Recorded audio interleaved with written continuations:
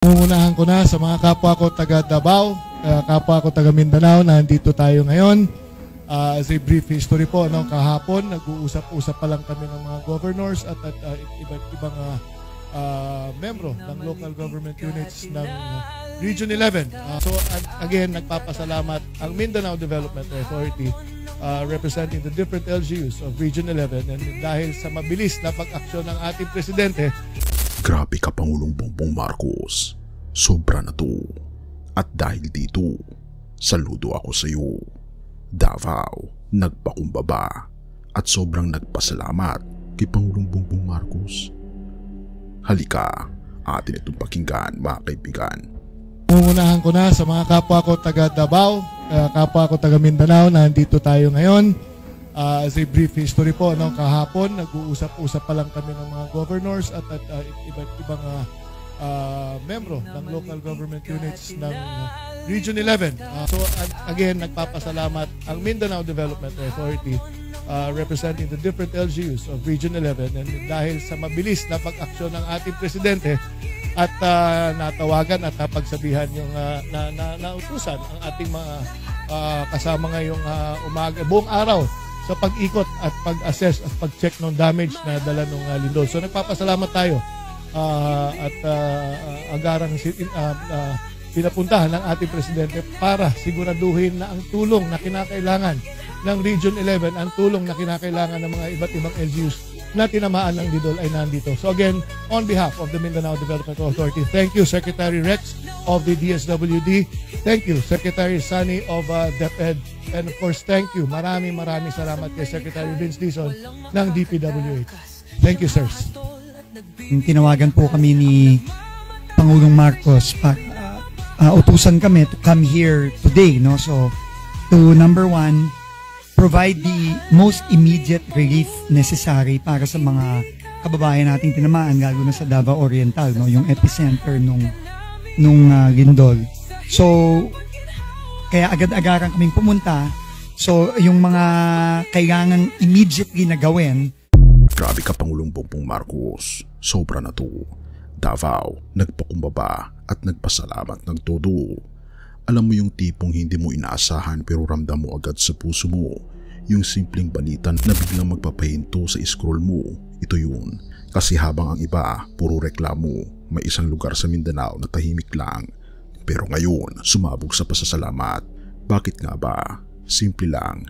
Ang agarang tulong pagkatapos ng lindol sa Davao ay ramdam ng buong rehiyon. At hindi lang dyan nagtatapos dahil may 150 milyong piso. Oo, 150 milyong piso. Hindi ito tulad ng mga nakaraang pangako kasi ito galing mismo sa Office of the President. Hindi utang, hindi paasa, tunay na tulong, may resibo at transparency. Araw ng anunsyo, mainit ang Davao Oriental pero mas mainit ang pagmamahal ng ating Pangulo. At sobrang nagagalak ang Davao Region dahil dito. Kasi habang ang iba naghihintay pa ng aksyon, si Pangulong Bongbong Marcos kumilos na agad.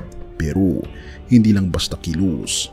Naglabas pa ng pondo na 150 milyong pisong cash assistance para sa rehabilitation ng Davao Oriental. Sino ba naman ang hindi mapapaluwa dyan? Imagine mo, kahit tila ang iba ay galit sa ating Pangulo, may mga pamilya, mangingisda, magsasaka ang matagal na naghihintay ng tulong. Ngayon, may kasiguraduhan na. Therefore, hindi lang pera ang ibinigay ni Pangulong Bongbong Marcos, kundi pag-asa ang binuhay niya.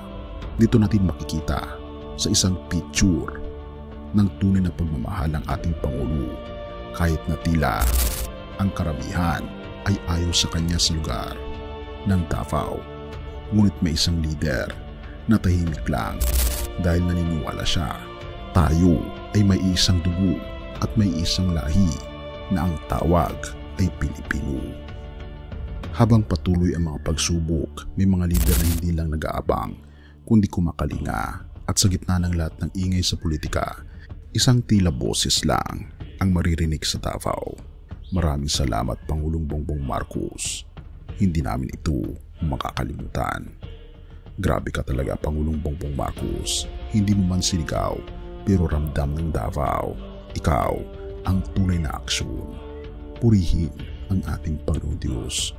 Pero habang pinag-uusapan natin ang kabutihan ng mga lider at tulong ng gobyerno, may mas mataas na kabutihang hindi nabibili.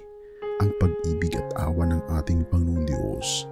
Unang Timoteo 1 verse 14. At lubos na umapaw sa akin ang biyaya ng ating Panginoon, kalakip ng pananampalataya at pag-ibig na kay Kristo Jesus. Tama yan, biyaya at pag-ibig na umaapaw. Hindi lang 150 milyong piso, kundi walang hanggang pag-ibig na hindi nauubos. Hindi kailangang irehistro o i-audit kasi galing ito sa ating Panginoon Jesus mismo.